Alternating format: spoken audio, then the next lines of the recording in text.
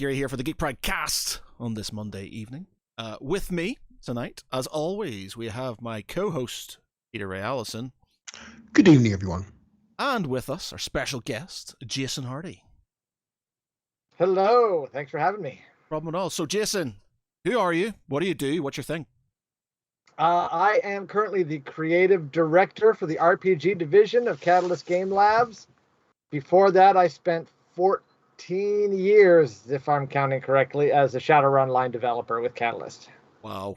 And I mean, Shadowrun is a big game. It's celebrating 35 years this year.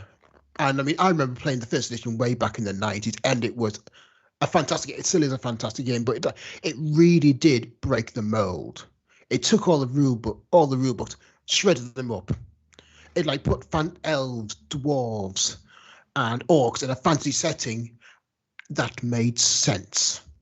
So for all of us who I'll have to admit I've not heard. Well, I know about Shadowrun because there was a collectible card game that came out and it was quite big. I've never played the RPG, never read the books for myself, and for those who don't know what Shadowrun is, what is it? Give us a quick pitch on it, please.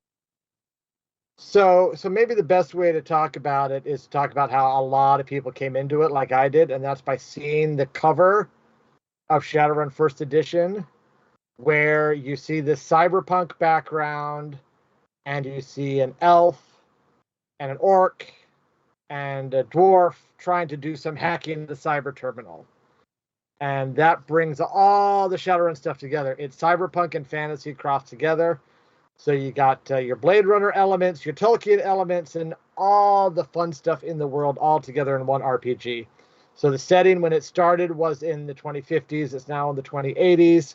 So we keep exploring the near future. And since it's a cyberpunk setting, that means you got your mega corporations who do all sorts of nasty things in the world and try to control as much as they can.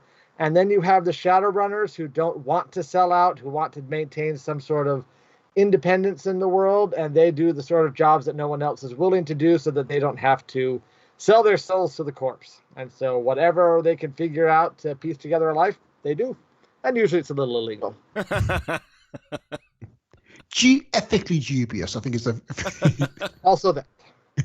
Yeah, it's such an immense epic world and the full scales, the way it's kind of being expanded and explored through all the different game books. I mean, the way I first came to it was through the original trilogy of books, Never Deal with a Dragon. Oh yeah, and then through them, it was into the role-playing game, and I was just hooked because there's nothing else like it at the time when it was first released. I mean, like, how did you first encounter it? Like I said, I saw the book because I was over at a friend's house. And he had a poster with the book cover on it. That friend happened to work at FOSSA at the time, the company that was doing Shadowrun. And I just saw all the elements that I loved together. I was like, well, what is this game? Tell me more. And as it happened, I got to write a few books for FOSSA. I did a couple of Crimson Skies novels. And the editor liked them enough, and she said, are there any other of our properties that you'd like to work on? And I said, yes, Shadowrun. Said, well, a lot of people want to work on Shadowrun. You'd have to get in line. And I said, that's okay. Put me in line. And so I started pitching to write for Shadowrun and I had a meeting with the line developer at the time to try to work on a novel. And then they closed down. And then that started a long period of me chasing the rights through different companies and working for Shadowrun whenever I could, just because I like the setting that much. What is it about the setting that appeals to you personally so much? Just it has all the stuff I like. I've always liked noir movies. The Big Sleep is probably my favorite movie of all time. I love the visual aesthetic of Blade Runner and that near future but grungy look. And I've always loved fantasy, big Lord of the Rings fan, and I've read so much high fantasy over my lifetime. And you put it all together and you get those great magic elements, but with the dialogue of noir and with the interesting future gadgetry of cyberpunk. I mean, it's everything. It's all the good stuff in one place. And you get to tell stories that are punk in nature, where it's the little guy trying to strike up against the big guys and trying to maintain their independence. And I love those stories too. So it's just got everything. Yeah, because when you explain like, oh, it's basically like elves and dwarves in a cyberpunk setting, you think that should not work. No, But it doesn't. somehow with Shadowrun, it just all fits cohesively together in a unified process I've never actually seen before. Yeah, and I don't even know how it keeps working, but it does. It almost seems like, yeah, it should be too much, but it isn't, because everything's a little over the top. So when you add a little bit more, then it's just okay, that works. But it still tells relatable stories the way Cyberpunk can, where even though we've got so much of a different universe, it also reflects what we know about, and is still relatable to the things going on in the world right now. Yeah, I mean, before I really get in the meat of the conversation, you mentioned as well writing for Crimson Skies. Is that how you first got into writing and Yes, game? those would have been my first published credits, but like I said, FOSSA went under, and so they did not put those books out in English. They sold the foreign rights, and so they were published in German, and I don't speak a word of German. So I had fun for a while saying that my first two novels were published in German, which is a language I don't speak. Oh, wow. Very good. But then finally got some stuff out in English. So for a while I worked on some D20 stuff, because that was when D20 boom was going, and I got some credits there. But I kept following, like I said, the Shadowrun license around until I got a chance to write a Shadowrun novel. Did some BattleTech novels, then did some work for Catalyst when Catalyst started, which was about 17 years ago. I was a freelancer, and then when I saw the Shadowrun opportunity opened up, I jumped in and. How did you get? Sorry, start again. How did you get involved in Catalyst? Just because I knew the people and had been involved with FanPro, who had the BattleTech and Shadowrun right before then, and I knew all the people. When I said that I was in someone's living room and saw the Shadowrun poster, that someone was a guy named Randall Bills, who was working for FOSSA at the time, and eventually became BattleTech line developer for FanPro, and was one of the key center people for Catalyst when it started, is still with Catalyst today, and is still my direct supervisor. Oh, wow. So it's been a long and fruitful relationship. I was going to say, you must be almost like after 17 years together, like working together, you must be almost like more of a friendship than like a business relationship. It was actually the reverse. We were a friendship first. And oh, wow. We were just hanging out at each other's house playing games all the time, and then we found opportunities to work together. So yeah, we were friends first and then started working together. Okay, what games did you play? Oh, all sorts of board games. Our board game collection, my wife and I at that time, was very thin. We had not gotten a lot. I really liked Acquire back then, still like Acquire. It's a great game. But one of the benefits of working for a game company is, when you go to a convention, a lot of time you can do trades at the end of the convention. So you give away some of your merchandise and then take someone else's, and you get to amass a game collection that way. So Randall had already been working for a game company, so he had a good collection. So we played a lot of Rio Grande games back then. We played a fair amount of Catan, but we played El Grande. We played Serenissima. We played, and there was the Central American series that they had. Tikal, I think, was the third one. We played a lot of Torres. And what was the one that came before Tikal? Or it might have been Tikal, and I'm just thinking the one after. But yeah, we played a lot of that style of games, Euro games, Rio Grande games. And we would be there, starting at 7, and we'd leave at 2 or 3 in the morning. They were great nights. They sound familiar. That sounds very familiar. Yeah, it's certainly again like I say, you'd be started writing a Catalyst. What point did you kind of translate from being just a freelance writer to being the creative lead for Shadowrun? So that I had freelance for Catalyst for a couple of years, and then I went to a Gen Con knowing that they had just parted ways with their Shadowrun line developer at the time. So I talked to the president of Catalyst, Lauren Coleman, and said, "Are you interviewing for Shadowrun line developers here at the con?" And he said, "Yep." And I said, "Could I interview?" And he said, "Sure." So I did. The great story about that, and I don't know what sort of language I'm allowed to use. No, you work away. Yep. Yeah, fire away. So I did like 2 interviews, and then I was hoping to hear before we ended the con. And there was a guy who worked for Catalyst, Adam Jury, now known as Adam Jury Last. He does a lot of Eclipse Phase stuff. Really good guy. And he saw me when I came up to the booth on Saturday morning. And he just walked up to me and said, "If you fuck up the game I've loved my whole life, I will kill you." And I just kind of opened my eyes and said, I didn't know I was going to have a chance to fuck it up. That's how I found out I got the job. Well, that's good. That's pretty impressive. So do you feel So the I was pressure? scared right from the beginning. Do you feel the pressure that you've got this IP now that you could fuck up for people and probably be witch hunted for the rest of your life? Yeah, there's a lot of pressure. One of the nicest things, though, and it's great that a lot of people who have been with Shadowrun are really good people, is Tom Dowd, who is one of the original developers of Shadowrun, and comes to Gen Con a lot, was very gracious at a recent Gen Con, just thanking me for continuing Shadowrun along. And I was like, don't thank me.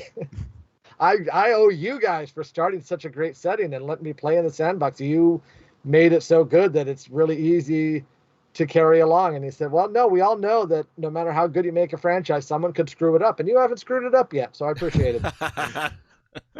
There's an honesty almost there to it, like a respectful honesty, which is rare in these days, isn't it? Yeah. And I mean, I'm trying to work out. Did you start with 4th edition when you started? Yeah, I was thinking that. So like, yeah, cause first 3 editions would with faster. Then you moved over to Fan Pro, then onto Catalyst, where they started developing 4th edition. Now it's the 6th edition. Yeah, so when I came in, we just released the anniversary edition of 4th. I had a short story in the anniversary edition of 4th. So then we did the tail end books of 4th edition. That was a couple of years, and then 5th in 2013, and 6th in 2016 or 2019. Yeah. So when you kind of started developing, like, we're starting afresh with the 5th edition, how did you approach it? What was your thinking of, right, okay, we're resetting not resetting everything, you're kind of moving the timeline forward and we're kind of setting out the core rules again. What was your almost design goals?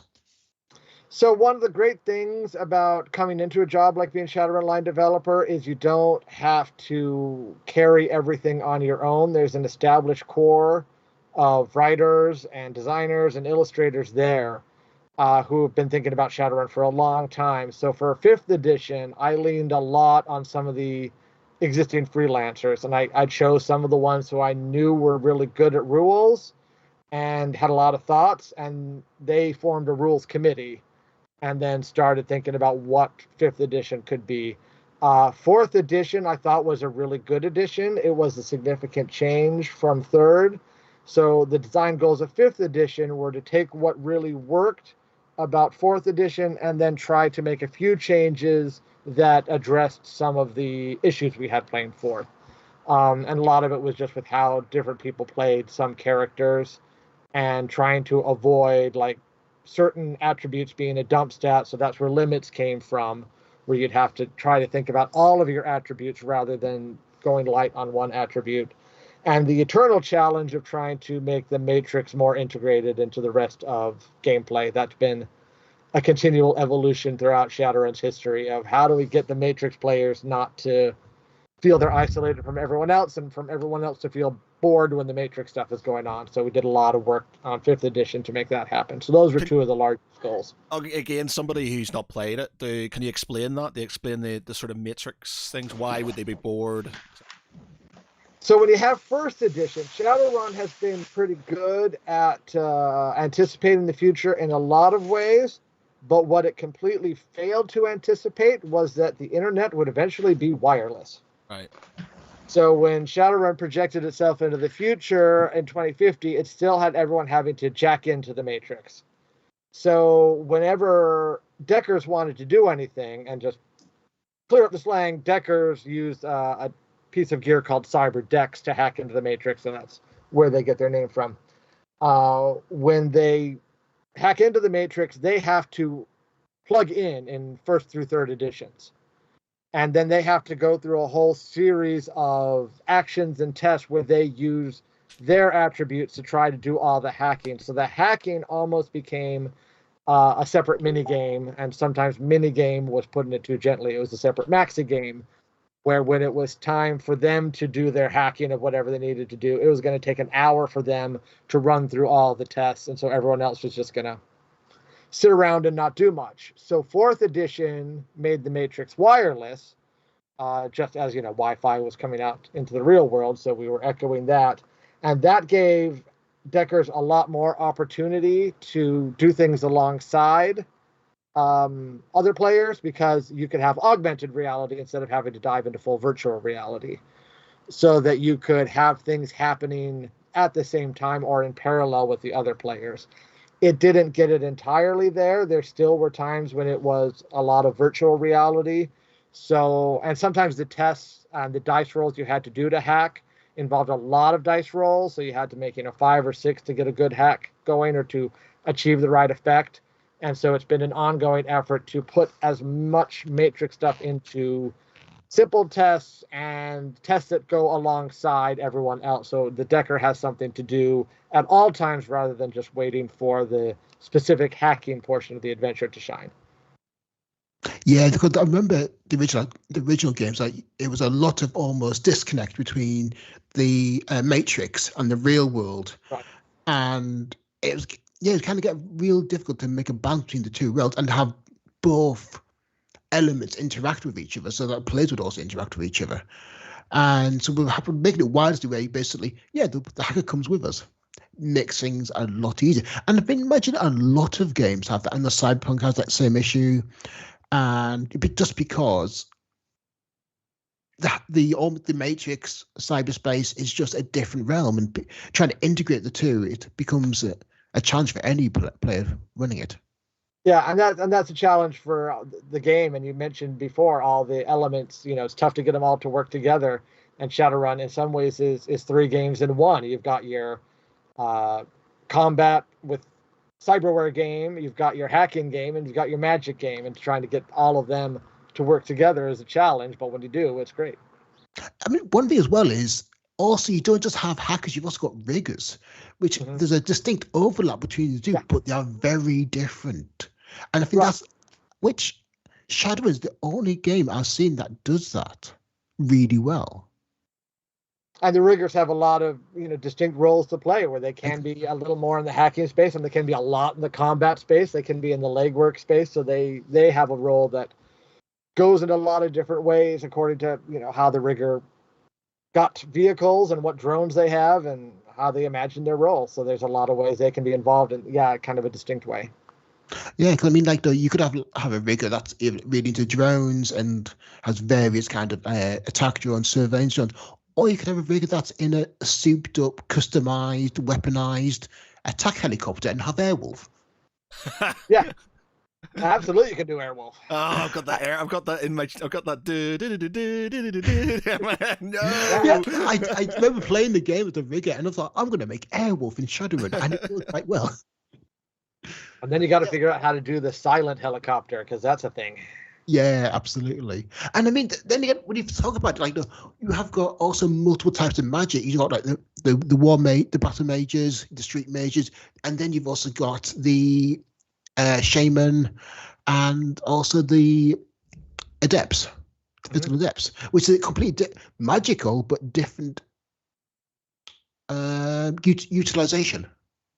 Yeah, I just played a game at a recent convention where around the table we had an adept and a combat mage and a conjurer and a street shaman. So all magic, all awakened, but they all had distinct ways of dealing with magic.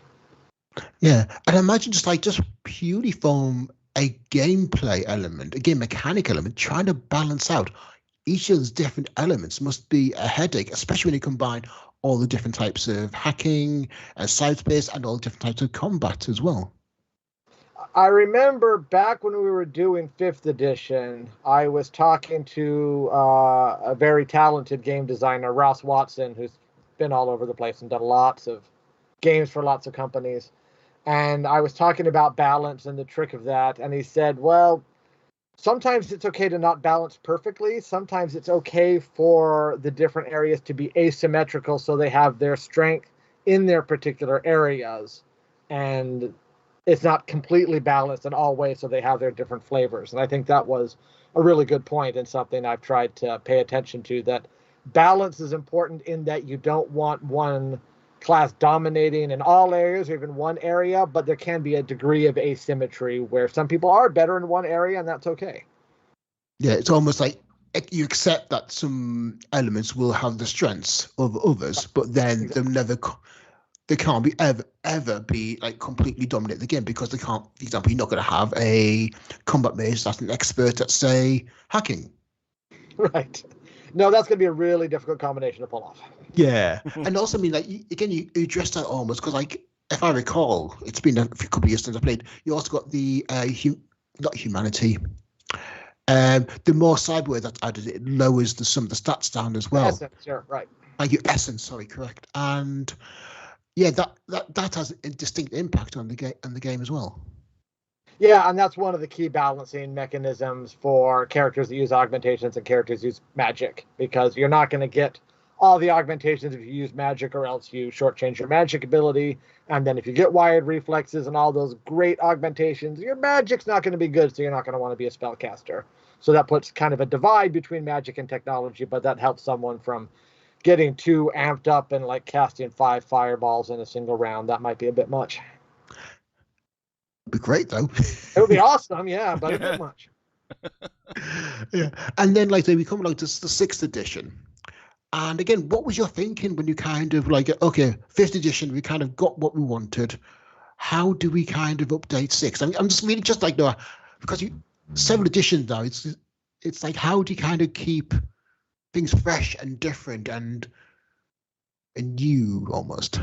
So 5th edition, we threw in a lot, and that made 5th edition a large book. Yeah. It did solid damage to anyone who got hit with it.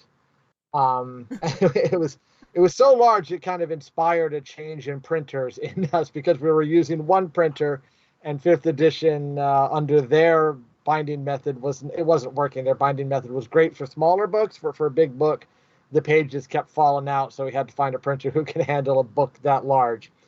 And so 5th edition kind of represented where we thought we could go with the 4th edition style. So for 6th, it was a chance to look at a different way to go. And we always give projects, like for new editions, a code name, just so, we can talk about them secretly, and also because it sounds cool. And so I had 6th edition called Project White Stripes because of something that Jack White said about the White Stripes. And people said, you have a very limited palette with the White Stripes, just one guitarist, set of drums, that's it. Do you ever feel confined by that? And he said, no, because if I didn't have those limits, I would just have too many ideas. I'd have too many things going around, and I wouldn't know where to start. When I put limits on myself, then I know where I can operate, and that helps give my creativity direction. So with 6th edition, right from the get-go, we put a limit of this is going to be no more than 300 pages. And so that was the constraint. It's how can we make Shadowrun with all the things that feel like Shadowrun, but only 300 pages long. And so that put a limit right away and demanded that we simplify something. So, right out of the gate, that meant shortening the skill list. And we had already done Shadowrun Anarchy, which is the more storytelling version of Shadowrun, more narrative-based. And that had taken the skill groups from SR5 and made them skills. So you had a much shorter skill list. And that simplified character creation, it simplified your character sheet, made you have to look less places. So that was a very obvious change we could do in SR6, is simplify the skill list. And then I just kind of looked in the other places of the rules where it could be slimmed down, what could be trimmed down. And I looked at like weapon stats, and weapons had a lot of stats, and they had armor piercing and damage codes and recoil compensation. So is there a way that I could tighten them up but still have the weapons have an effect, and what effect could they have? And so thinking about that was what led to the attack rating of different weapons, and putting a lot of things into the edge system, so that instead of having a lot of modifiers, it was a lot more about gaining edge and spending it at the right time. And so with that constraint of, can we make this simpler and easier to approach so people don't feel that there's a 460-page rule book they have to absorb, what can we do in 300 pages? And that was the starting question of SR6. What is the edge? What is the edge system? So we've always had edge, or at least for a while, in Shadowrun, and that's kind of a special stat that you can spend to get advantage in certain situations. So in SR4 and SR5, you'd have an edge rating, and you might be able to use the edge to re-roll all of your dice, or re-roll all of the failed dice, or you could add a certain number of dice to your dice pool when you're rolling them. And then if you got a 6, roll it again to get bonus hits. So you'd get special effects. And we just made more effects for edge in Shadowrun 6 so that there were a few more options of what you could do with it, and you can gain it a lot quicker. So that instead of having a modifier, if you have good cover in combat, the game master might just give you a point of edge. Right. And so I usually use poker chips when I play. And so you just accumulate that edge on your table. And then when you want to get a good effect, you spend it. And then you can get those bonus dice or get those rerolls and save up your tactical advantage for the right point, and then turn that into a big advantage on the proper turn. Yeah, because it sounds like, so basically 6th edition was basically a streamlining of the whole Shadowrun system. I mean, was there anything? About 5 minutes to say that, but sure. Was there anything you took out? Was there anything you took out of when you kind of releasing the core book for 6 that you really wanted to keep in? Before, no, we've got to get to it under 300 pages. For me, I would not say no. I would not say there's anything I really wanted to keep in, because I was trying to be as ruthless as possible. If you talk to different players, they would have different answers. Yeah. I know usually it would involve the word armor, but but that's okay. Everyone has their mode of Shadowrun that they like to play, and that's okay that people like to use armor and other things in different ways. I thought it was the version I wanted it to be. Yeah, because well, yeah, it's all about streamline. If you streamline it and simplify, you're going to make it more accessible for new players. Right. Yeah, that's exactly the goal. I have to admit that I sort of grew up on playing complicated war games, historical and sort of like 40k and things like that. And I was of the view that the more complicated, the better. I can add as many different things, different types of stats and things. The more complicated, the better. And I have to admit, in my old age, simplification actually feels better. It feels like you can enjoy the game a bit more. You're not worrying about things. You're not having arguments about stupid stats and things all the time. And yes, sometimes some things just don't make sense, but it's you just abstract it and it does what it needs to do. And yeah, I think it's a tool to tell stories, yes, not to simulate combat. Yes, really, yes. Yeah. Right, and I'm fully sympathetic to the complex games point of view. I talked about my friend Randall and how we played games. When we first really met, or at least noticed that we should become friends, we were both at a party, like a New Year's party or something, and someone suggested that we should play some games at the party. And someone named a game, and one of the people at the party said, "Oh, let's not do that. That takes too long to set up." And I said, any game worth its salt takes at least as long to set up as it does to play. Yes! Yes! And then I noticed a guy across the room pointing at me and said, "I love that man!" Yes! I love that man! And that was Randall, and that was how we became aware that we should play the games together. Oh, man, yeah. I do like a long game. Like, me and my brother, we're massive fans of sort of Axis and Allies, and there's the global version of it, which can take 18 hours plus if you're sort of, really thinking about it. And yeah, that can take a long time to set up, but it's an amazing game. Love it. Absolutely. Yeah, we still talk about games we've had played here of Civilization, the board game. Yeah. Some of the old Avalon Hill stuff. Oh, where yeah. Hours, and still didn't have a clear winner at the end of it. Yeah, but the thing is, games like that you don't like. I have some of the best games I've played. Some at the end, it's just been we'll just crawl a draw, but you felt fulfilled. You felt like you've had a good game. I've sort of grown into shorter games now, and again in my old age, but I kind of feel like I'm cheated unless I have like I've had a really really good game. If somebody turns around and me say, "Oh, let's play," like it'll only take an hour, and I'm like. I feel like is that really a game? Yeah, it's like, are you actually playing a game? Do you even play, bro? It's just right. I mean, and I love Arkham Horror, and because sometimes at Catalyst we're idiots. There was one convention where we started a game of Arkham Horror at midnight on Sunday after we'd broken down the convention because we're dumb.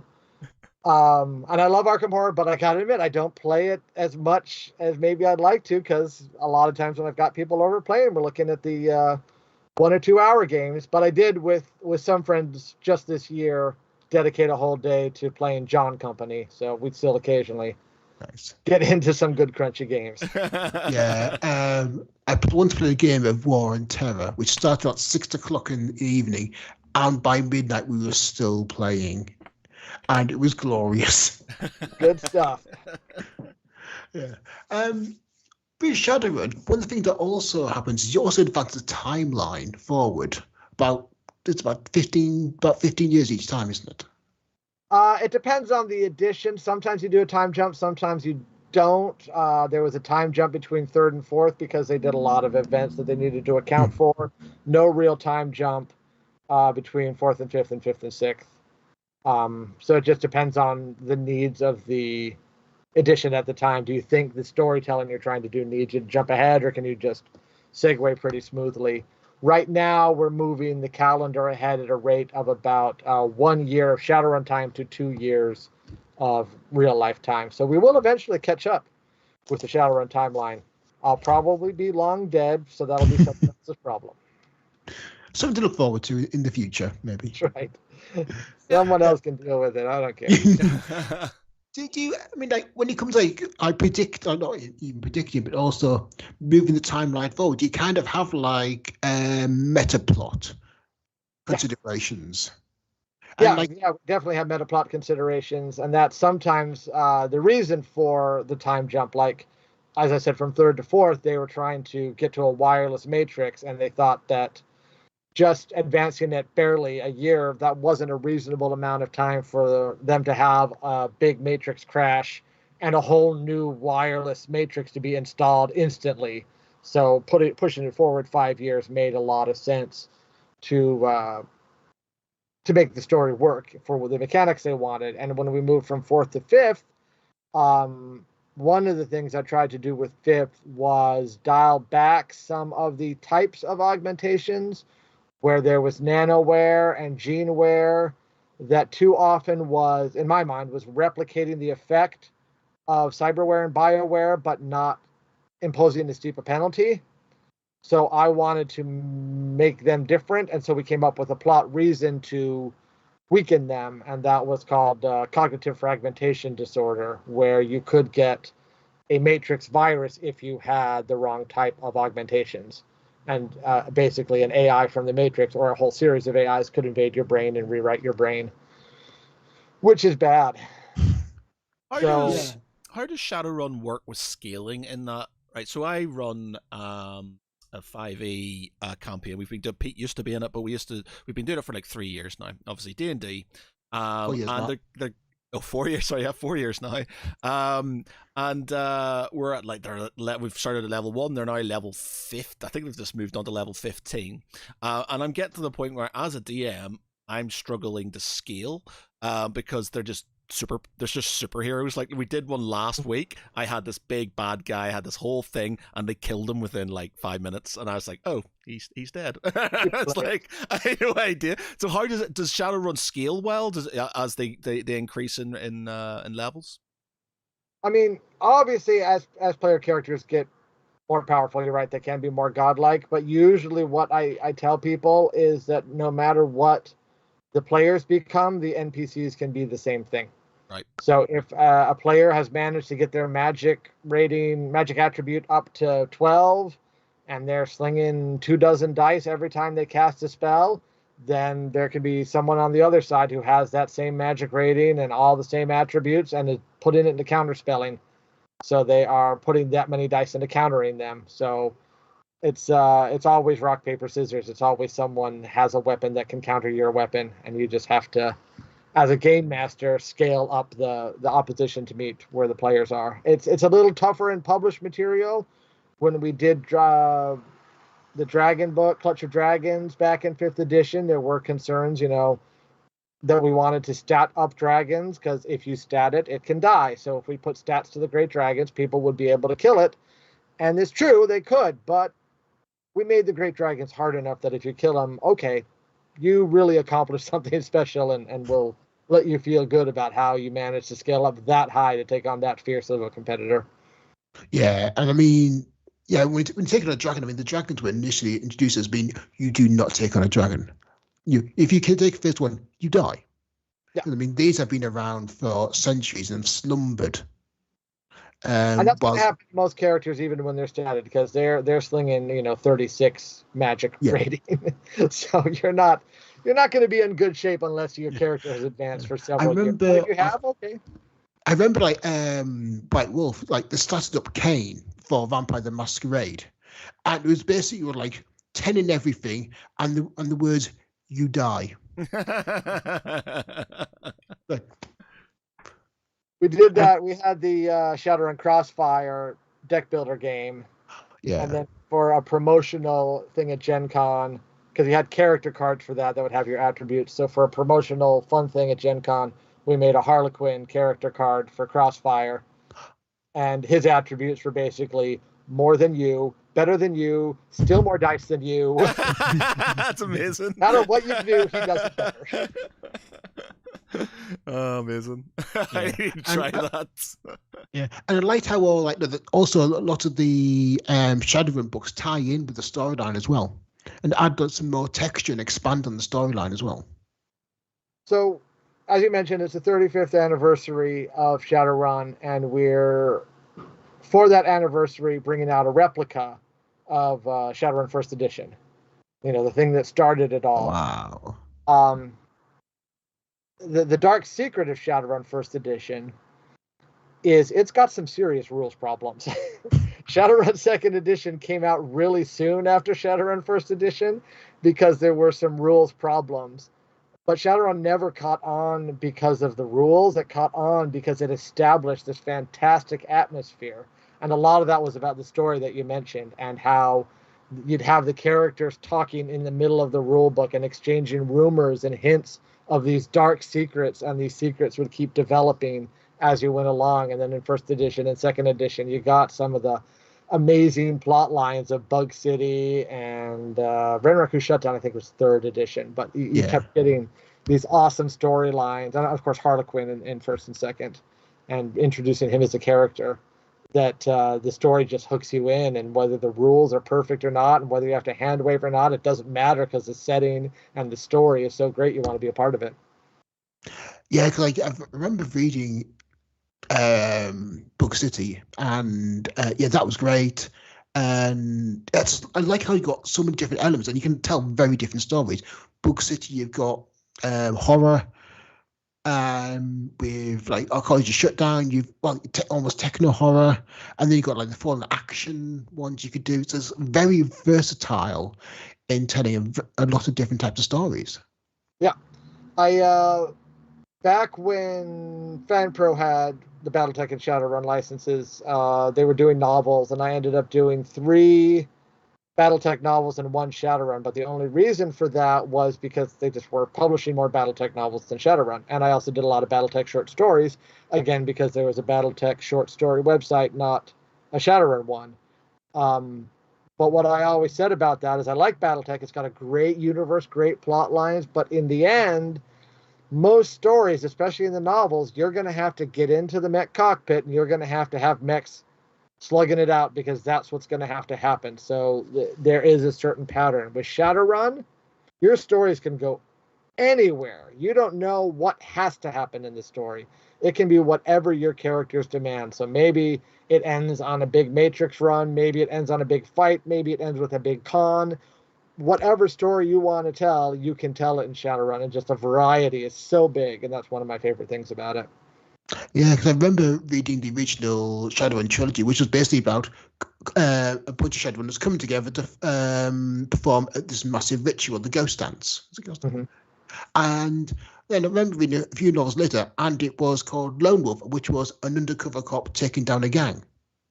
Completely different scales, completely different styles, completely different characters, yet the same universe, and it was incredibly cohesive. Right. One of my favorite things that we've come out recently for fiction was Jennifer Brozik's Dock Wagon 19, which is a novella from the perspective of a dock wagon crew, and they're given like a reality show filmed about them. So you get to see the shadows from the perspective of the medics who occasionally are called in to save Shadowrunner's life or clean up the damage that Shadowrunners do, or whichever. And so it's a different angle on the whole universe, but it worked really well. When you're kind of developing the meta plot and move it forwards, do you kind of have like, are you almost planning in the back of your mind, well, we've got to have rules for this. How are we going to prepare the rules for this to enable the foundation for that storyline? A little bit. The rules are flexible enough that usually you can make it work, but it is something you have to think about, especially in terms of scale. You know, how big are you going to do, or how big of a change are you going to make, and then what rules might have to follow along with that. But as far as most meta plots go, like for CFD, we had to work a little while on what would it be like to play a character who had this disease. So we took some time to introduce that in, and then how would you cure it if the player didn't want to have to be suffering from it anymore. And so you do consider it, but the rules, usually the structure is flexible enough that it's not too hard to make it work once you come up with a cool plot line. Yeah, because you've made that flexibility in the rules system, so you can you have that flexibility in terms of storylines as well. Yeah, and I think building in the flexibility is a good thing to do. That was one of the things we did with SR6 is spells, for example, were built from the ground up to be flexible. I made kind of spell ingredients so they, if you wanted to make a fireball spell, I keep coming back to that because they're classic, then you choose like the range spell ingredient, the fire ingredient, and the group ingredient. And those together would make a fireball spell. And if you put those ingredients together, that would tell you how much drain that you should suffer from the spell, and then how much damage it's going to do. And so you have all the elements together once you put those ingredients. So then when we did the magic book for SR6 Street Weird, that had all the ingredients listed. So you can make your own spells, and we put our own new spells in there. But if you want to combine the ingredients in your own way and develop new spells, you've got the blueprint to do that. So the rules are flexible enough for you to, if you can come up with a vision, you can make it happen through those. Yeah, that actually sounds quite similar, like very similar to Mage, the Ascension, where basically it wasn't like you got spells; it's kind of got speeds of influence. So you can have like one for forces and another for correspondence, and you could, well, that gives me range, that gives me control of heat, lighting, all that. So how you flavor it, how it's presented is up to you, but the core elements, yeah. In the end, you can figure out how the ingredients combine into the thing that makes it what you the spell should be, and that works with Shadowrun traditions, where the magic traditions often reflect what the character brings to it. If they're from, we just had the voodoo book come out, that old voodoo, so that talks about if someone's from a voodoo tradition, how would they approach magic versus someone who's from a shamanic tradition or hermetic tradition or whatever tradition. How does their background affect how they view magic, and then how they combine all this to make magic happen? It sounds like you're also taking a step back from the magic system. You're not presenting spells, you're just giving them a foundation from which players create the spells. So you kind of almost said, that's the basis we've come up with. How you execute that is up to you, and that's the players and the characters. Yeah, and you can do that with vehicles in the rigor book, double clutch. So there's a lot of designing that you can do in SR6 so that you can make it what you want it to be. Oh wow! So there's a lot of like you almost kind of extending that design flexibility also to the player flexibility. Right, and that there was a podcaster, one of the interviews I did when we were releasing SR6, and I like the way he put it. He said, "It seems like the theme of SR6 is just opening the toy box, Yeah. so everyone has options." I'm like, absolutely, I like toy boxes, so dive in and grab whatever toys you want and have fun. But yeah, I mean, again, but this is what role playing games are all about. It's about telling stories. It's not about kind of replicating combat, not a combat system. It's a storytelling system. It's like the telling, Exactly. collaborative, And whether that's collaborative. combat or hacking or driving or spellcasting or fate, I mean, social operations are some of my favorite things. And there's one of the Shadowrun writers who lives right here in Chicago, so I've been able to play in person with him, Kevin Zarnecki. And he's very good at doing Shadowruns where he doesn't fire a shot. He just wants to do the social manipulation, wants to find out what this group wants, what that group wants. Now, can we figure out a way to get a solution? And he's very good at it. And I love that style of game where it's all just working the con and working the social relationships instead of just shooting. Well, I feel like those storylines are almost the best because it's all about the characters then. It's not about the guns, it's not about the arm, it's not about how big someone's spells are or how big like someone's dragon is. It's about talking to the people and getting them to do what you want rather than realizing they're doing what you want. Right. And that's the core of storytelling, is figuring out what a character wants. And so that's the same thing with social. Is you got to figure out what you want. You got to figure out what that person wants and that person wants. And can we find, make the Venn diagram and figure out where the overlap is. And then we can all get what we want. Or two of us get what you want and that other person gets shafted. Whatever. We'll figure it out. Do you, obviously, I know as the kid you go to lots of conventions with Shadowrun, but do you kind of present games there? Like, do you run games for Shadowrun for conventions now? I have in the past. These days, not so much because I try to weasel my way into playing it because I really like to play. And so we've got this fairly new event. I think it's the third or fourth year this year. Legends of Shadowrun at Gen Con.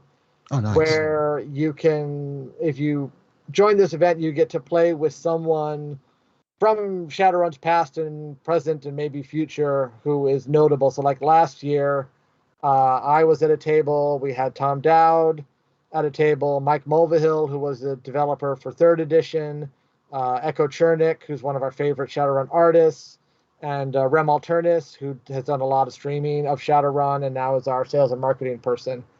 And so I love that event because I get to sit at a table and just grab a character and I get to play Shadowrun. I was going to ask you, are you the eternal GM or you actually get to play? But obviously, otherwise, a lot of times I GM. Yeah. I GM a lot. Yeah, you sound like very much like that.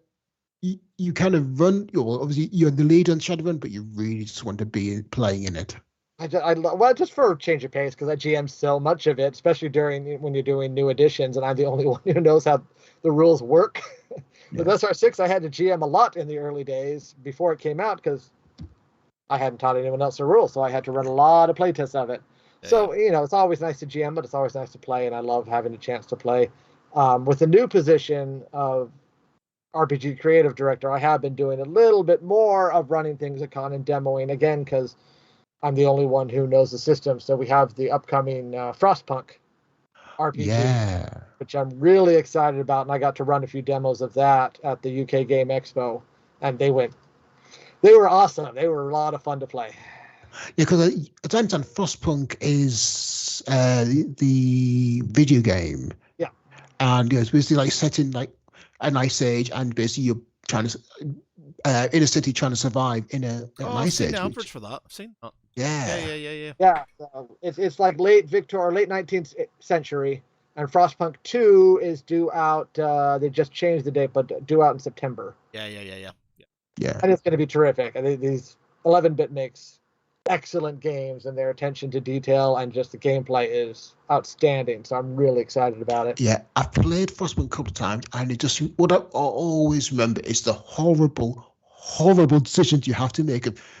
Do I save the city, or do I leave that family to die in the cold? Yeah. And the writing is so powerful. You feel it's like, but those people are dying. God help them. No, but the city. It all comes down to numbers. But like those numbers are lives, and you're trying to. Yeah, it really is powerful, and it's like it's. I just for the work we're doing on the game, I needed to sketch a little map of the Frostland. Yeah. And so I was like, well, I can't find a good one online. I guess I'll just have to play Frostpunk for a while to make sure I know what the map looked like, and I'll count that as a work day. But I've played Frostpunk before. I'll only have to do this opening scenario once, and I'll have it all mapped up. And then I booted it up and started playing, and it kicked my butt again. Yeah. Oh, I forgot how ruthless I have to be. Yeah, you've really got to be, heartless in playing that game. I mean, like. I can't deal with games like that. I have a really bad guilt complex and stuff, so I have to be the eternal good guy. So if I get a game where I have to make a bad decision, I freeze up. Like, I can't do this. I can't deal with this situation. One of my gamer friends is that same way. He wants a city builder where he can just make a city that is healthy and happy and fine. Yes. When he sees Frostpunk as a city builder and it keeps coming out, you're like, oh, here's a disaster. Oh, here's a tough choice. You're like, no. I don't want to make that tough choice. Huh? Oh, I remember playing this War of Mine. It's a very similar theme where basically you're civilians trying to survive in a war zone, and you can't be a nice person.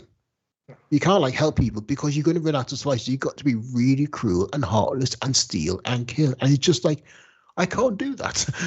But it puts you in a situation where if you want to keep playing the game, you have to. Yeah, and 11-bit is very focused on those moral dilemmas, and they want to think about what the compromises of existence are. So both this War of Mine and Frostpunk make you think about what do you have to do to survive and what are you willing to do. Yeah, I mean, this leads to the next question. Like, when you were developing Frostpunk, was that kind of very much in your mindset when creating the core rules of the game? Yeah, 100%. I mean, we had a rule set we wanted to use, but as far as developing it for the Frostpunk setting and developing plot hooks and like the adventure we put in the quick start rules, you absolutely want to keep focused on the moral dilemmas and the choices you have to make and how it's difficult. There are choices that are better and worse than others, so it's not like everything's terrible, but you do have to make some hard choices, and sometimes people have to buckle down and work when you'd really like to give them rest, and sometimes you can't help everyone you want to help immediately. You've got to wait to help when you can, and that's a difficult thing, but how much has society had to do that over time? And I guess the good example from the first playtest I did, or the first demo I did at UK Game Expo, was we were about half an hour in, and the players started looking at each other and said, so we just need a social revolution, don't we? Yeah. And then they're like, how do we do that? Those are your questions. Yeah, you need a social revolution, but how do you convince the people who you need that, to participate in that, to do it? And how do you convince the powers that be to change things? And those are the big questions. Have you been to UK Games Expo before? This time was the first time. Yeah. So how did you find it? It was really good. I really like the energy in the room. I really would like it if all the game companies would come together and buy that convention center a new set of speakers. Yeah. Those are something.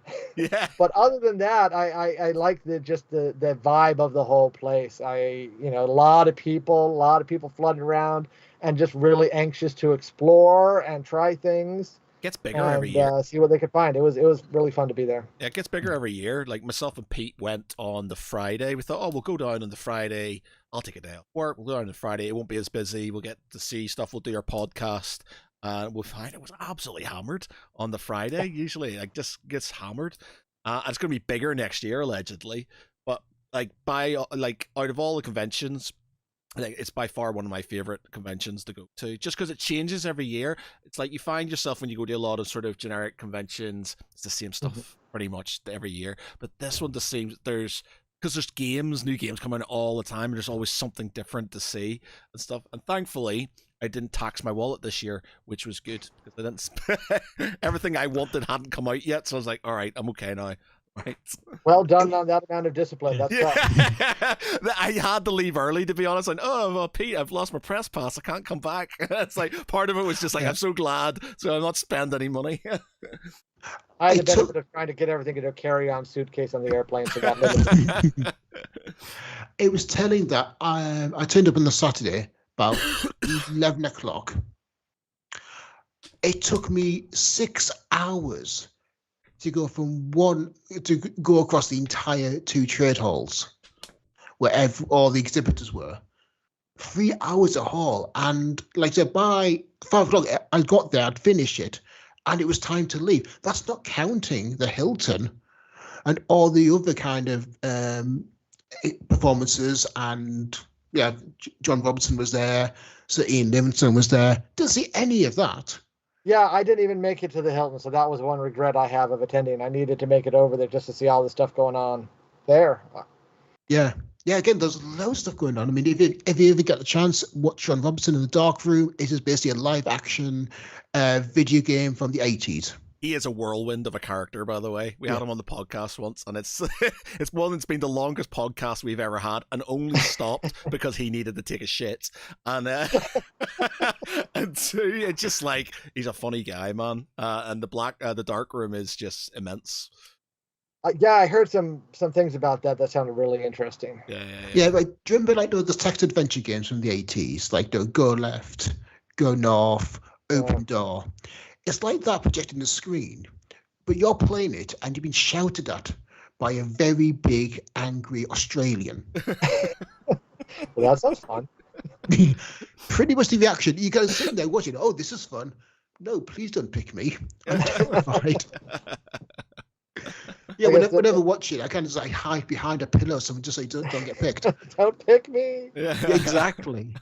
Yeah, it's like high school all over again. Yeah. One thing as well is you created lead now. Your RPG director. What's been the change for you becoming in your new role? So the good thing about being Shadowrun Online developer after 14 years is I knew how to do the job. Yeah. I could make Shadowrun books come out. I knew the process. I had my schedule down, so I knew each day this is what needed to happen. So it was good. I'm still trying to figure out what I'm doing with this new job, but that's great. I like that it's kind of now more amorphous, and I have to define this role and figure out what it's going to be and what needs to happen. And so that's a lot of fun. It's also a challenge to deal with different licensees. So we've got the Frostpunk game that we're working on. We've got a Voltron game that we're working on, and a few other licenses. And then we have an independent property that we're working on. And so, trying to make sure that we're giving 11-bit what they want, giving NBC Universal what they want on Voltron, meeting their deadlines so that we can meet our deadlines, and just figuring out what that working relationship is and what it should be like is a lot different because, we license Shadowrun from Topps Fanatics, but they don't typically do a lot of approving or anything. They let us go, and it's wonderful that they do. But when you're talking about Frostpunk and Voltron, these are a little more tightly held properties. They want to make sure things meet their standards and their ideas, and absolutely they should do that. So figuring out how to do that back and forth is a new challenge. And then just being able to work in different settings. What should a Voltron game feel like as opposed to a Frostpunk game? Obviously, Voltron should have higher power and more dramatic combat. So how do you work the rule system we're using to reflect that as opposed to a more gritty system for Frostpunk? And trying to get the rules to fit each system and reflect what they have is a fun challenge too. Are you using like sort of your own in-house game system for both games, or are you kind of like developing each game with its own unique system? We have our own in-house system that we developed, and again, this is Randall and me because we keep doing things overlapping. This was about 5 years ago, 6 years ago. We both were on parallel tracks working on a role-playing system, kind of using some of the dice concepts that were used in the Leviathans miniatures game. And so we were talking and we realized we were both on the same page. And I said, let me show you a spreadsheet because that's the sort of thing nerds say to each other. I And do I love showed a him good a spreadsheet. spreadsheet of the probability curves of using the dice in the way that we wanted to. And it's a really good probability curve. And we both liked it a lot. So we said, well, let's make a system based on that. So we have, and that will be the proprietary system that Catalyst will be using called Dice Core. Oh, nice. So it sounds like Catalyst Games is really kind of digging deep into RPGs at the moment. Yeah, and we have a great opportunity to expand it, and so that's why the division was created, because we can finally do more than we've done in the past. It's been pretty much Shadowrun focused. We had done the Cosmic Patrol, which was more of a light storytelling role-playing game. Also MechWarrior as well, didn't you? And we have the MechWarrior games associated with the BattleTech license, and we've done a what's that comic book line that we had the license for? I forget now, but we've done a role-playing game for them. Yeah. I wasn't involved in it, so it's out of my mind. Leviathan, is that the airship battle? Is that the airship? Yeah, I used to have that ages ago. It was a really good game. Yeah, I like some of the mechanics of that game a lot, and excited for it to be coming back anytime now. The Kickstarter will be fulfilled. So what changed at Catalyst Game to present the opportunity for developing the RPG lines? The BattleTech Mercenaries Kickstarter. Basically, we are a different company than we were 4 years ago.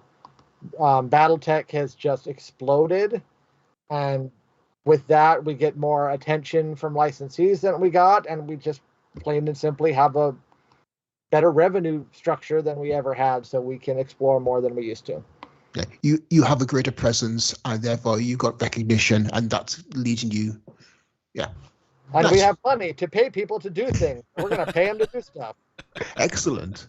Paying people is good. I like it. One thing as well is one of the big things of last year, of which there was many, was like the whole OGL issue with D&D and 5e. What's your approach to the licensing of your game system? How are you going to kind of approach it going forwards? So I need to continue having discussions with Lauren about that. So we haven't made a final decision about that. I would like to use some sort of open licensing for it. We can't do it for Shadowrun because that is held by Tops, and Tops is not. Yeah, they're not interested. Yeah. So, but for Dice Core, I would like to get some sort of open sharing. So I've definitely followed along with the Orc license that Paizo and others put together after that whole OGL, and I've looked at Creative Commons. I know Eclipse Face has used Creative Commons, so I would like to be able to use that. It's just working out the finer points of that as we get closer to releasing some of the games with that system. Yeah, I get the impression that like the whole OGLs was basically a wake-up call for a lot of the game industry, and a lot of people starting taking notice and having conversations that hang on, we'd better think about this now. Yeah, well, and just that community is good, and release tools to build a community is good, but you better be sure that once you release tools to a community, you're not setting yourself up to take it away, because that's really bad. Yeah. When you look like you've released something, but then you're like, oh, no, we have second thoughts. That's have the pretty thing. No, it's mine. Yeah. So we want to make sure that, we provide community tools, but in a way that we absolutely will never take anything back, because that's not at all what I want to do.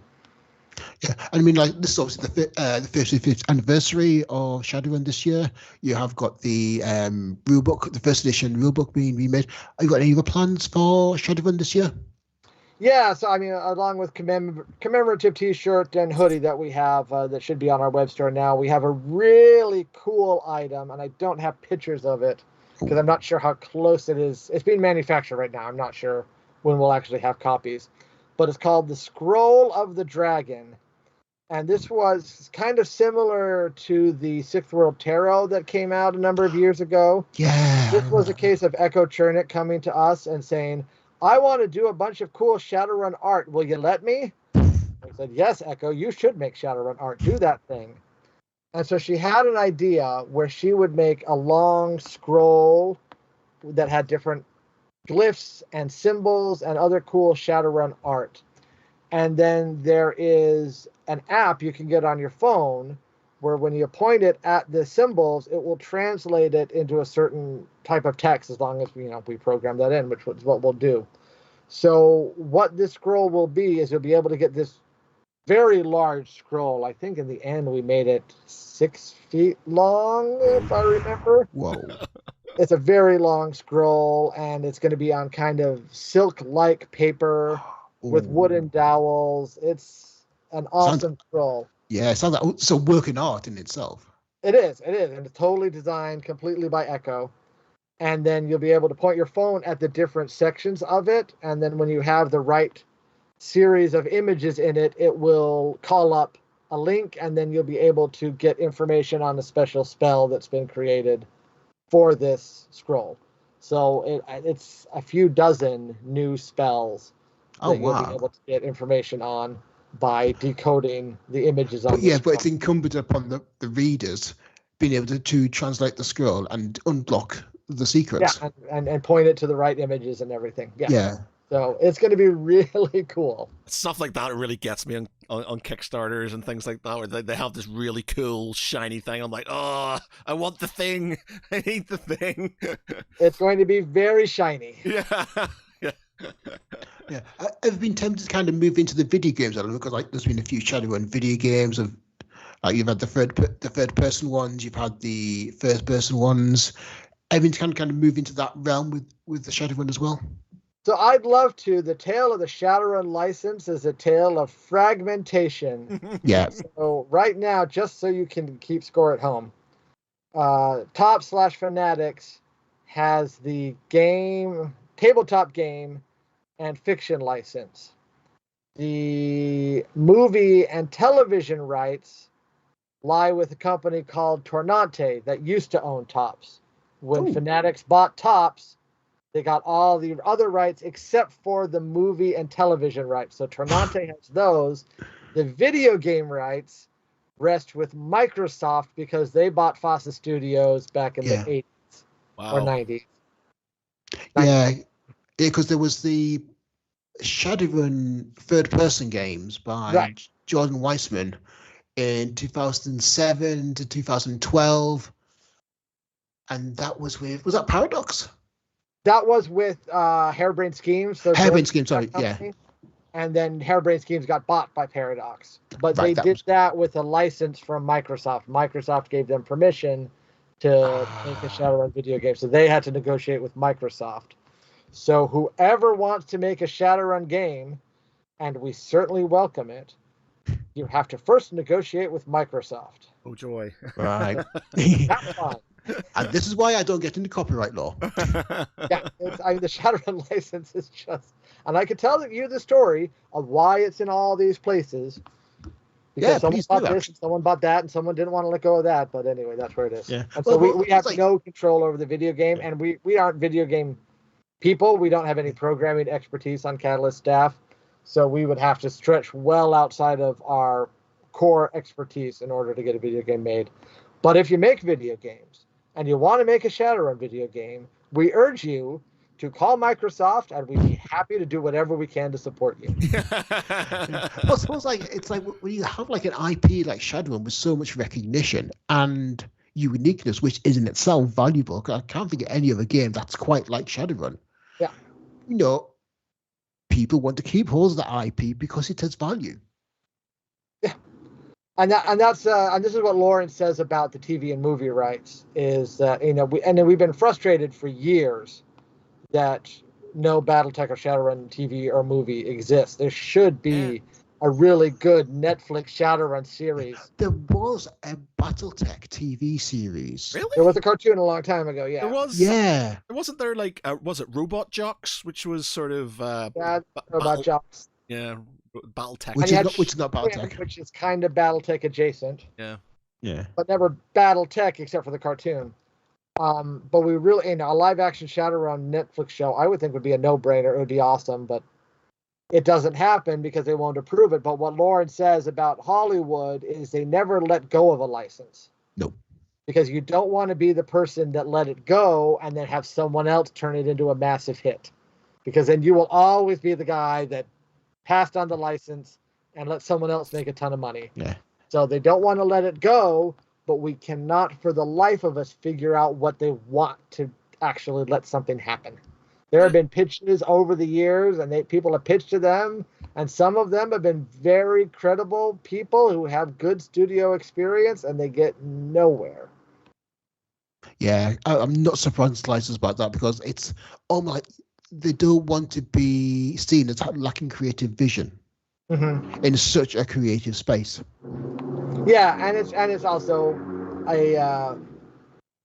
a status marketplace in Hollywood. You have to, and your status depends on what hits you made, but also you could lose a lot of status for the hits you didn't make that someone else made. Yeah. You can't have that happen. It's all about reputation. Yeah. Which is in many ways what all Shadowrun is all about, because like the Shadowrun is all about their own reputation. Yep, absolutely. Yeah. But hopefully you can make your own reputation rather than worrying about someone else's. Absolutely. And like, what have you got planned for this next rest of the year? So for today, the new Shadowrun line developer just sent me 4 chapters of a cool plot book that I have to review. So that's what I have planned for the rest of today and tomorrow. Nice. We should have the Frostpunk Kickstarter in late July, so I'm very excited about that. And then we'll look at doing a Kickstarter for Voltron. So those would be the 2 big things occupying my attention, making those planned and executed, and then making sure we also have books. The Frostpunk book is in good shape. I'm not worried about that one. Voltron book still needs some work, so I'll need to make sure that happens. There is a explorer's guide for Frostpunk that a very talented writer is working on, but I'll need to, read and edit that. So between those 3 books and also keeping up with the Shadowrun line, and then we have, like I mentioned, our original IP called Wizard Riders, that is kind of Jack Vance, Gene Wolfe, far-flung, dying Earth, but with magic and motorcycles. Sounds fantastic. I know, it's just right off the bat sounds like fun to play in. And yeah, absolutely. The guy, I mean, it's interesting how the roleplay games industry has really kind of taken to Kickstarter in a big way, especially into like it's used less of a Kickstarter and more as an advanced ordering system. Absolutely, it's really a community building, and that's some of the licensees that we talk to when we talk about Kickstarter, and they're like, "Oh, you need the money? Is this a fundraising issue?" We're like, "Well, I mean, the money's nice. Yeah, I'm not going to lie, but no, the primary purpose of Kickstarter is to build the community that's going to support this game, and that's really what you use it for. So people get excited, they come along, they see what it can be, and then they can be your really strong advocates. As long as the Kickstarter goes well, they can be the advocates for the game to the rest of the public. It also imagine like it allows you to gauge interest in the project as well. Like, yeah. So like, and also you get the feedback in the development as well, I imagine. Absolutely, and that's part of the stressful part of doing a Kickstarter is you're always trying to pay attention to the comments and looking at what people are saying and giving feedback and both reassure them that it's going to be good, but also they're going to have good feedback. So sometimes you're going to have to adjust and tell them, okay, that's a good point. This is what we're going to do about it. Yeah, that almost runs contrary to the adage of never read comments on the internet. Yeah, no, at Kickstarter comments you have to read, or else your Kickstarter will go to bad places, and they will have the pitchforks, and it will be ugly. Oh yeah, I having been a prevalent Kickstarter, I'm not quite a super backer yet, but I've backed about 80, I think, in 80 Kickstarters. But yeah, I read the comments and stuff, and if there's even a slight delay, people are all not going, it's a scam, they're trying to steal our money, and they sort of, I want my money back and stuff, and it's like, yeah, okay. And especially while it's running, if there are enough negative comments start going while it's running, and people show, a few negative comments, they're always going to happen. That's fine. But if you start to see a snowballing of negative comments, people are going to shy away from that Kickstarter, possibly with really good reasons. So you gotta. Yeah, well, that's it. We've always people's concerns. We've had a lot of people on who've done Kickstarters, and we've talked about, like, I've had a few bad ones, and my main gripe about bad Kickstarters, and it's not because the game was bad or the thing that I got was bad, it was the fact that there was zero communication. And it's like, if you've put money into something and you're not going to see that thing for a while, you need to have that reassurance that there's going to be something, or at least they're doing something about that. And like I've had a couple of expensive Kickstarters that have just gone bust, and I've lost money. And you know, if you get that panicky place where they're not replying to things, they're not saying, even if they're saying we're still here, we're just, this hasn't happened, or a quick every sort of couple of weeks or every month saying this is where we are with no change, but they're still active and showing you. There's just like zero, and you start getting panicky. And I'm generally quite patient, but you know, it's got to. I've been burned a couple of times, so it makes me a lot more sort of kind of worried when they don't say anything in Kickstarters, and you're like, okay, am I going to lose more money again? Yeah, because you know it's possible. You know it's within the realm of possibility this Kickstarter won't work out. So you want to look for signs. And I can't say that Catalyst has always been exemplary in our communications, but we've certainly learned from the past. And now that we have staffed up more and have people who can reply more, that's a lesson that we've learned. That you have to communicate regularly. Yeah, and I mean we all make mistakes. It's like, it's how we learn, but the fact that as long as you do learn from making those mistakes, that's what counts. Exactly, and that's why we make so many mistakes. Wait, that's why we learn from our mistakes. That's what I meant to say. And also, to be fair, experimenting. I mean, one of my favorite conventions is Sci-Fi Weekender in the UK. But it keeps experimenting with the format. It keeps like trying different new things, trying new acts, trying different new performances, new kind of exhibitions there. And some of them fail, some of them don't. Some of them work, some of them don't. But the fact that they keep trying, like just trying new things and keeping it fresh, that's what counts. Right, and that's part of when you ask a question about what's different with the RPG creative director position, is now I get to experiment a little more, and some of the things probably won't work, but hopefully I'll catch that before they're released. Change it. But I would like, you have to try different things. But I would like someone to go out there and experiment and try something new, rather than just kind of rely on everything that has gone before, because it's just going to be more of the same. And I can't speak for everyone, but I just don't want more of the same. I want something new. But bring me something new. Give me a new experience in a game. That's something that I've never experienced before, that I've seen before. Yeah, I mean, I have lots of games in my living room, but still, when I go to Gen Con in a few weeks, I'll be looking for something different. What new mechanic can you introduce me to? What new way of playing can I find? And I'm not just going to sit with the same several dozen, maybe a couple hundred games that I have. I'm trying to be brutal with myself at the minute, because one, I'm getting married and I've got a lot of stuff to pay for, but I have got so many games that have come in because I went, oh, that's a really good idea. I like those miniatures. I like that idea. I'm going to buy that. And then they just sat on the shelf, not done anything. And then I felt guilty because they're not fulfilling their purpose and stuff. So I'm being brutal now. If it sits there for too long, it's going, just because I feel like that's a good. Yeah, if it's just sitting here, it's not like, there's specific games that I will buy for nostalgia purposes. So old school games I grew up with, I will buy just to sit in the shelf because I grew up with those games and I have that sort of, I've played them, so I feel like it's fulfilled its destiny. I just want that thing because it was something I grew up with. But if it's a new game and I haven't played it in ages, then I just like, I'm gonna have to get rid of this because it's not doing anything for me. It might do something for somebody else, and I get rid of it. Yeah, Gen Con for a while has been kind of my kryptonite, because the two main constraints I might have on acquiring games are gone.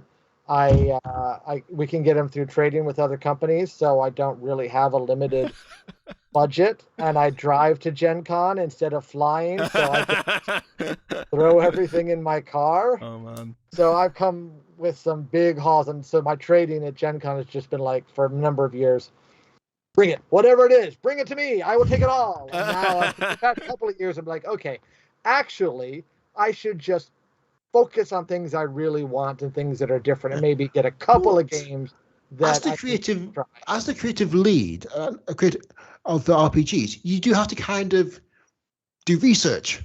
Mm-hmm. Absolutely, yeah. So yes, you go out there, get all the games, and research them all.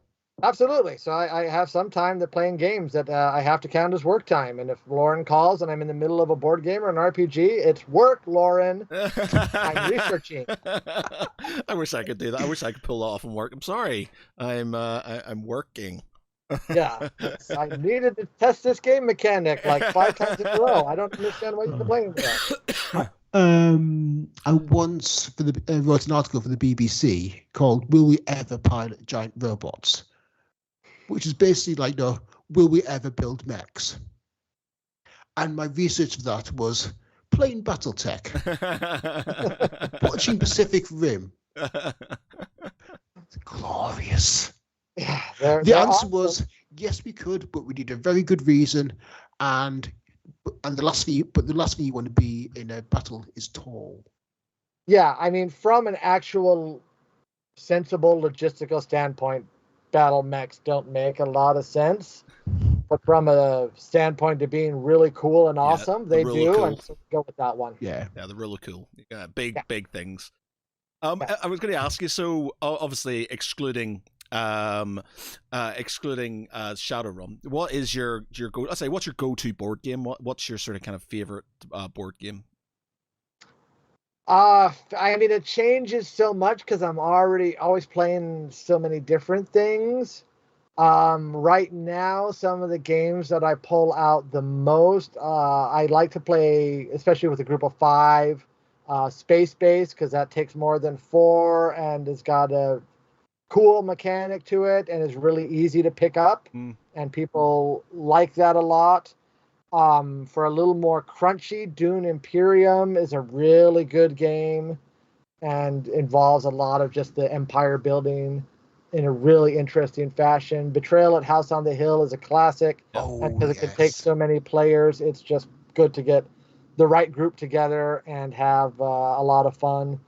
Recently, I just picked up Adventure Party, which is, a lighter game for a good group. And that's every time I've played, everyone around the table is just laughing a lot, which is a good sign of a game. And Acquire, I mentioned earlier, has long been one of my favorites just because I love the hotel building and stock buying mechanic and just how you have to watch everyone and try to find that right spot between all the other players where you can have just enough to get by and sometimes have to, let an opportunity go by and not take advantage, but not too many. All right, okay. That's just a short list. There's a lot of games. Oh, I'm the same. If somebody asked me, I'd be like, yeah. I'm trying to do an article at the minute of sort of like my top 10 games of my like in the 41 years of life, 42 years of life. What my top 10 games were, and it's like I keep on kind of going, well, would it be these? And I'm like, yeah, but what about that? And I'm sort of kind of all these games, and I'm sort of kind of putting them in, and I'm having all these like, oh, these are honorable mentions. I'm like, but are they an honorable mention, or I think they're awesome? And I'm like, sort of like slotting them in. It's proving quite hard. Missed, really missed, but still good. It's proving quite hard at this moment in time. So yeah. I mean, I've got half a dozen titles in my head right now. Where I'm like, oh, I should have mentioned that. I should have mentioned everything. Exactly. It's just like, and then you'll be sitting there and you go, oh man, that game as well. But that's like, oh, it's really good, and you're just like, oh, it's yeah. So, yeah. When I walk out to the living room and see the shelf, I'd be like, oh yeah, exactly. Oh man, yeah, exactly. Yeah. I played recently, cool mini or not, War for Arrakis, which is pretty good, to be fair. Have you ever played any of the War of the Ring, the War of the Ring games at all? Sort of kind of like I played the Journey to Middle Earth cooperative board game. Right, yeah. Oh yeah. Yeah. So I played a number of that's not Cool Mini. That's yeah. I forget. Yeah. I know which one you're talking but about. But it's a similar mechanic to Mansions of Madness. Yeah. And so I played those. I don't think I've played the War of the Ring ones. Yeah. It's sort of like it's territory. You're basically sort of Axis and Allies risk type. You got a map of of Middle Earth, and you have to. The forces of the Free Peoples have to deal with Mordor and Saruman and stuff like that. But it's got a lot of sort of like the Free Peoples are a lot harder to fight with because they're outnumbered and they have to sort of make sure that the ring gets to Mordor and stuff. And then the orcs and all the bad guys are basically swarming over and they're trying to defend sort of citadels and stuff. War in Arrakis, it's similar-ish to that. It's made by the same guys, but it's similar-ish. Doesn't take as long as Wars of the Ring. War of the Ring's another one of these very big time sink games. But it's really good. Miniatures are really nice. Oh, But cool, yeah. it's not a long game, and you can get through it in like 2 hours, which I generally am a bit Oh, 2 hour that's pretty good game. for that type of game. Yeah. Yeah, but it actually is quite enjoyable because there's a lot to it, but not overly complicated, so you can see how it works. So quite a good one. So I was quite glad I bought that. I have to work with the people I'm gaming with mainly. They haven't been in general too into war simulations and battle for territory games, so I'd have to persuade him. But my son I might be able to persuade, so maybe I'll get him in on a game of that. Well, I'm the same. Like I grew up. I've always done historical war games, and territory games has always been sort of that, and tabletop miniature games was I grew up with. But again, as I've got older, I've got into like one of my favorite games, like possibly which is in my top 10 is the Resistance, which is a card game, and it's where it's kind of like Secret Hitler or Werewolf and stuff, and somebody's basically you're a spy, and the other players have to sort of just figure out if you're the bad guy or not. And it's amazing. It only takes like 20-30 minutes for a round, but the thing is, it has knock-on effects, and it's literally just a couple of cards. You get cards each, you find out who you are, and then you've got to go on missions. And the idea is you have to, if you're the spy, you have to fail them. If you're the government, you've got to find who the spies are and stuff. And it's so good because, especially if you've had a few drinks in you and stuff, because you'll do it, and you'll feel so betrayed because somebody who's been lying to you the entire sort of half an hour you feel so betrayed, and then the next game, which has no relevance to the game you've just played because it's reset, you don't trust that person because you think he's a liar, and you just get at that point.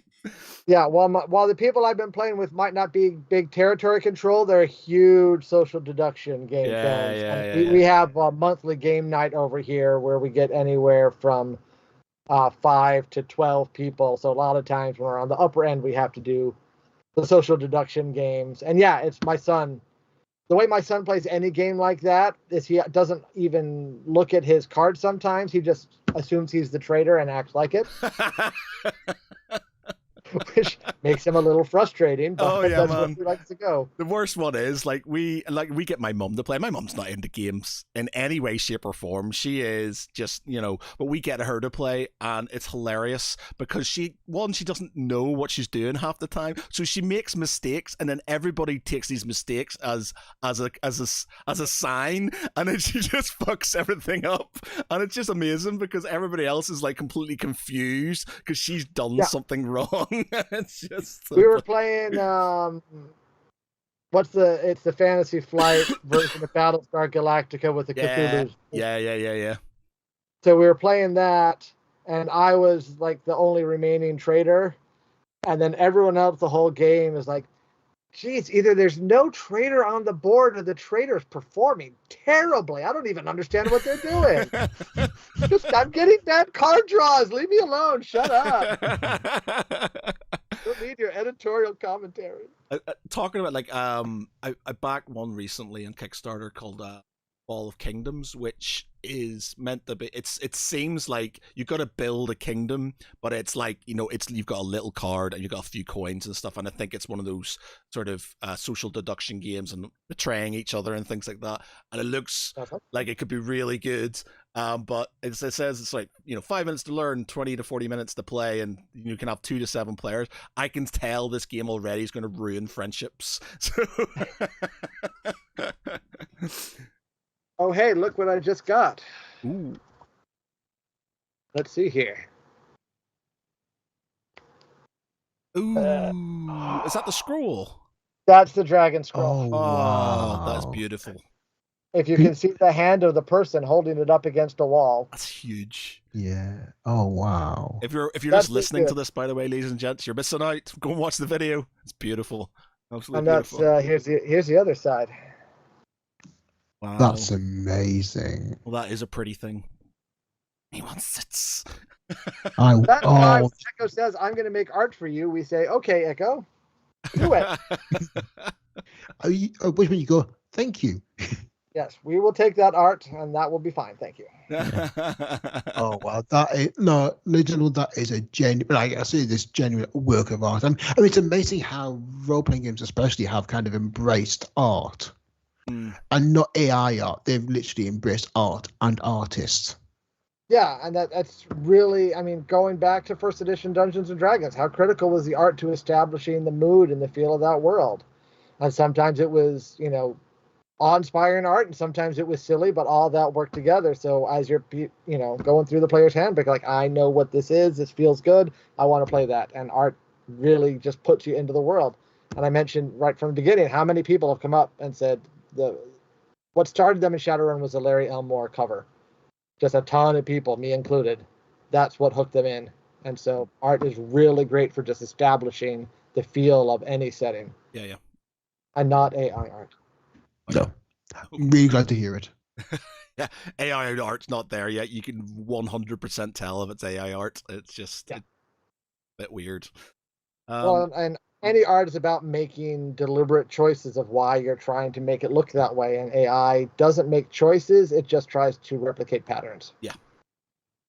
Can't do fingers very well. I use some AI art for D&D games and stuff just because it's easier to show things. But every time I do somebody, it's like we had one where there was a halfling and he was drinking a beer, and there was a thumb just sitting on the desk, and then he had like a sixth finger, and it was just, what are you doing? It was just That really happens weird. a lot because it doesn't actually know what hands are. Yeah, it's just weird. It's just a It thumb just just knows that randomly that somewhere. tends to be a thing on this thing, and it tends to go together. But what hands are used for and how anatomically they work, it doesn't know. Yeah, exactly.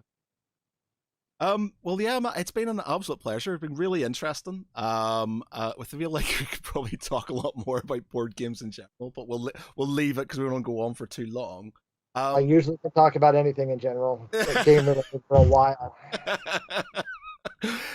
Would love to have you back on, talk about when your Kickstarter comes on, which would great. But before we leave, we generally do a sort of it's kind of like 20 questions. What we'll do is you pick a franchise. You can be Star Trek or Star Wars or Lord of the Rings or something like that. You think of a character. We then have to ask you questions and figure out who that character is in 60 seconds. Try not to make it too obscure. Pete's very good at this. Or so we know what it is, or you'll have two people just not asking you any questions. But obviously not too easy. So have a think. Pete, do you have? Pete, do you have one we can do as an example? I do. It's going to be Star Wars, and it's going to annoy all the haters of Acolyte. No, I haven't watched Acolyte. Okay. I haven't watched it yet, man. Well worth a watch. Ignore the haters. I'm really enjoying it. It really leans into the kind of the Kung Fu Wuxia movies. So like lots of wire fu, lots of martial arts. So I'm in my happy place. And really fun storytelling. Watching that with my kids, and we're all loving it. It's a great piece of television. Okay. Again, go with Star Wars.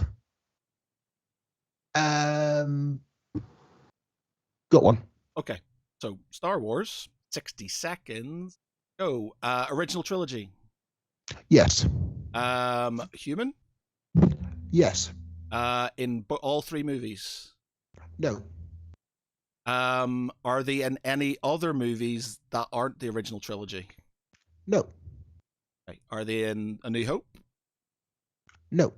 Are they in Empire? Yes. So are they in Jedi? Nope. So there's just an Empire. Human in Empire. Are they a snowspeeder pilot? No. Are they? Oh God, I'm trying to think. Should know. It's like, oh God. Empire. And they're human. Are they are part of the rebellion? No. Ooh, Empire. Yes. Okay, so they're Empire. They're human. That's all. That's a minute up. So last question. Empire. Um, Empire Strikes Back, human.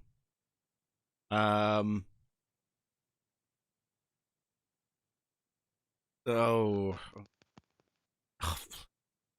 please don't make it Darth Vader. No, because he's in the old. yeah, okay, I said no, but I was just like, how you feel? Okay, God, my brain's gone completely. He's not he's not his Empire human. Is he an admiral? Yes. Is it Admiral Priet? Yes. Woohoo! Yeah. Well done. Cool. So you get the idea. Yep. Do you have one? How do we feel about Hitchhiker's Guide to the Galaxy? Yes. Yes, I can Perfect. probably do Hitchhikers. Yeah, okay. Right. All right. So Hitchhiker's Guide to the Galaxy. 60 seconds. Go. Are they alien? No. Are they human? No. Are they a robot? No. Marvin. No, not alien, not human, not. Are they hyper-intelligent shades of the color blue? No.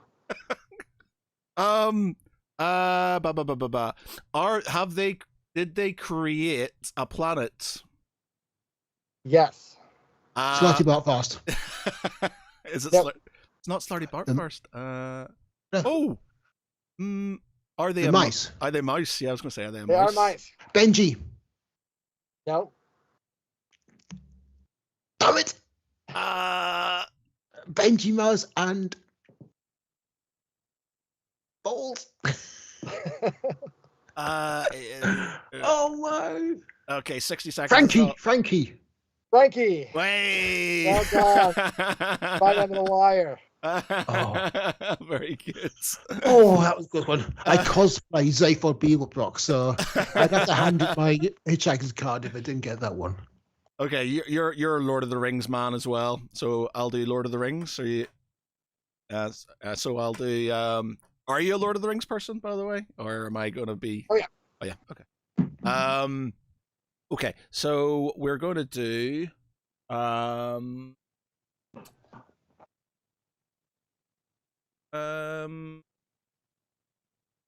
I'm just trying to think of one we haven't done because we do Lord of the Rings quite a lot. So I'm trying to think of one we haven't done. It's gonna be Saruman, isn't it? How about it might be easier, but yeah, we'll do it. Okay, so Lord of the Rings, 60 seconds. Go. Are they Are in they- both the books and the movies? They are in the books and in the movies. Okay. Are they human? No. Are they on the side of light? Or are they the side of Saruman? Yes. Are they elf? No. Dwarf? Are they orc? They're not orc. Hobbit? Nope.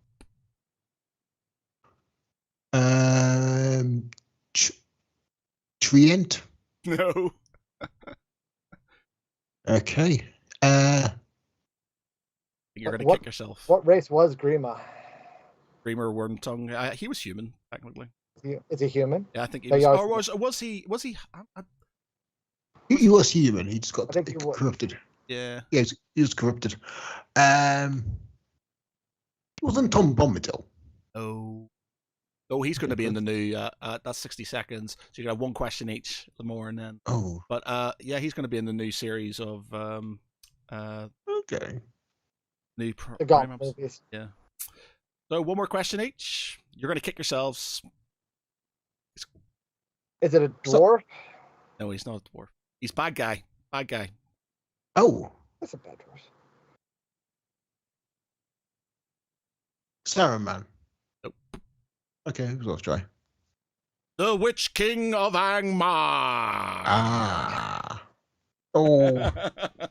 You fools. Right. Okay. Cool. Well, that was it. Jason, it's been an absolute pleasure. I really enjoyed that. Thank you very much for joining us. Good My luck. pleasure. Thank you for having me. No, good luck. By all means, come back if you've got anything else you need to show off. Again, if you've got your Kickstarters and stuff, it would be great to hear from you. But apart from that, I've been Matt Geary. With me as being Peter Ray Allison. Good night, everyone. Special guest, Jason Hardy. Good night.